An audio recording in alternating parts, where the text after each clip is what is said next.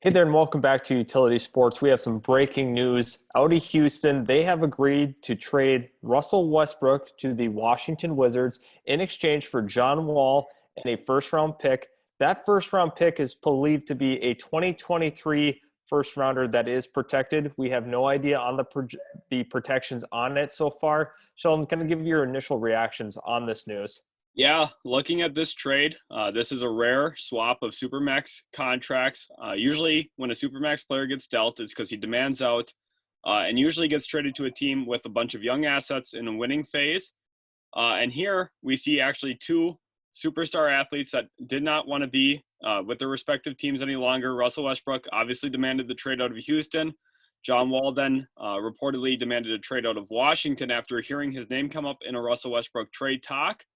And now here we see the Wizards sending Wall over to Houston, like you had mentioned.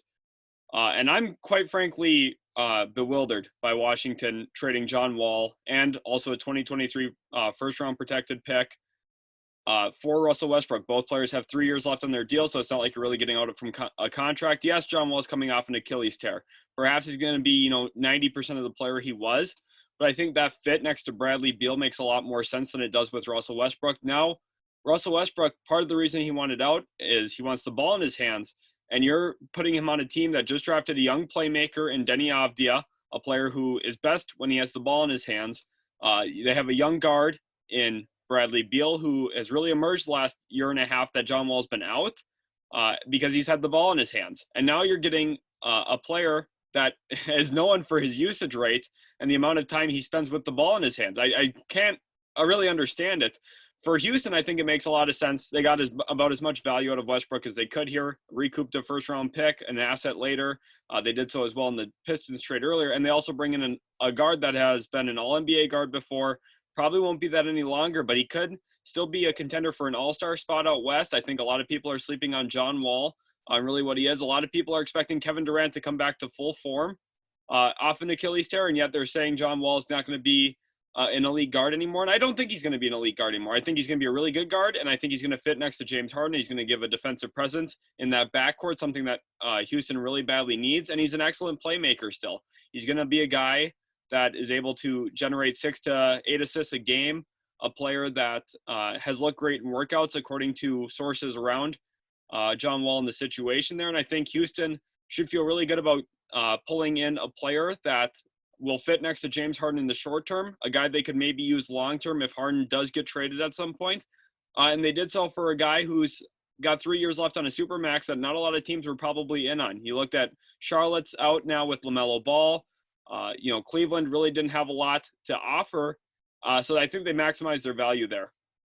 I think Houston did a very good job getting John Wall back in a first-round pick. They do remain competitive with this trade. You put another at least former star. We don't know what John Wall will be when he comes back next to James Harden. Like you said, give some defensive presence in that backcourt. I really like the move for Houston. That's basically what you were going to get back in a trade. Like you had mentioned, it didn't work out with the Knicks. It didn't work out with Charlotte.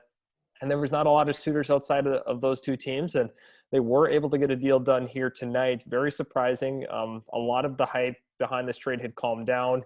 And I thought we were pretty much set rosters going into the NBA season, but they really, really shook it up here with this trade.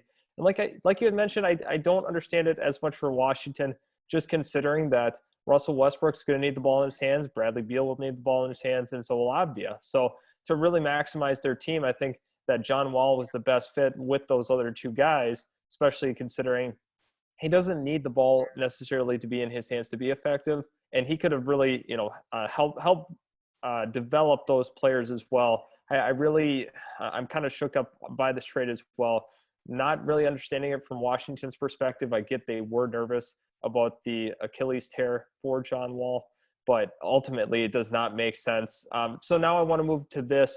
What would you grade from each team's perspective on this move? Yeah, just jumping real quick off of what you were saying, I think probably a big driving force, as I just thought about it here, was Washington Wizards head coach Scott Brooks did coach Russell Westbrook in Oklahoma City.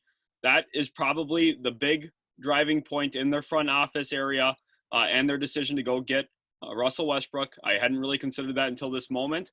And for this, I would give Houston probably a B+ grade. the most you're going to get out of Russell Westbrook's this. Overall, looking at what they gave up for Russell Westbrook, this looks like a net negative holistically, but I think they did an okay job recouping assets. Obviously, there's still a lot more to monitor there with James Harden.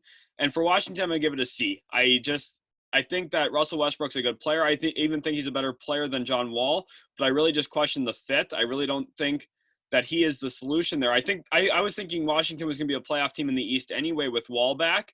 Now I'm certain that they'll be better than a team like the Orlando Magic for that 8th seed, but I just really am unsure about the fit there. Obviously, Bradley Beal has said he wants to stay there. Something like a Westbrook acquisition could change that.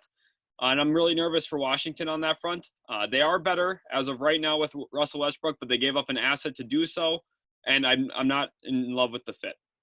Yeah, I do not love the fit either. Really questionable for Washington, but I guess we'll have to see how this all plays out. Really makes a lot of sense with Scott Brooks being there and his familiarity with Russell Westbrook. So overall, final thoughts on this deal holistically. One, it's really rare. I'm kind of in shock about it because you're seeing 2 Supermax players get traded, and we talked about Russell Westbrook's trade value on the channel, and we thought a player like Blake Griffin, someone who was injury riddled, and here we see it's John Wall instead of Blake Griffin. We were pretty close, honestly, on what our trade value we thought was going to be for Westbrook, and for the Wall acquisition in Houston, that's going to be yet to be seen. I do like the acquisition. I think it's still a player that can take a little bit of pressure off James Harden. I don't love him as a spot-up guy off of Harden. He's going to probably function in the role that Westbrook did when Harden is dancing with the ball. But at the same time, at least you get that defensive presence. Westbrook's more of a passing lanes defender. John Wall's a guy who can actually, guard up one-on-one out on the perimeter. So I like that fit. And I think it's going to be interesting. I think it keeps Houston in a place with some flexibility. And Washington, they're trying to win, obviously, but I'm not really sure about it long term. Yep, absolutely. Hey, thanks everybody for watching. Please subscribe if you do love NBA content. We will continue to push this out through the start of the season and beyond. So thank you so much for tuning in, and please leave a like on this video. We do appreciate your support.